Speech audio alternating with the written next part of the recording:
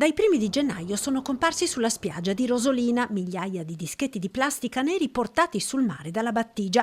Per giorni i cittadini si sono chiesti cosa fossero e sui social sono circolate le ipotesi più disparate. Ora la loro natura è stata chiarita, anche se l'origine dell'inquinamento resta ancora un mistero. Adesso abbiamo appurato, insomma, che si tratta di un sistema che viene utilizzato nella depurazione delle acque reflue da alcuni depuratori, però facendo anche un'indagine qui nella nostra zona non abbiamo depuratori che li stanno utilizzando. Chi abbia dunque disperso nell'ambiente questi dischetti non si sa. Qui sfociano Po e Adige, qui il mare potrebbe aver scaricato la plastica abbandonata chissà dove. Della questione il sindaco ha interessato anche i carabinieri forestali. Adesso sto anche facendo un'indagine con i colleghi sindaci della Costa Veneta per capire se le altre spiagge del Veneto e non solo, anche del vicino Friuli o dell'Emilia Romagna, stanno registrando questo fenomeno, oppure per capire insomma se è geolocalizzato solo sull'Orinamare. Potrebbe anche essere dalla vicina Croazia, dalla Slovenia, perché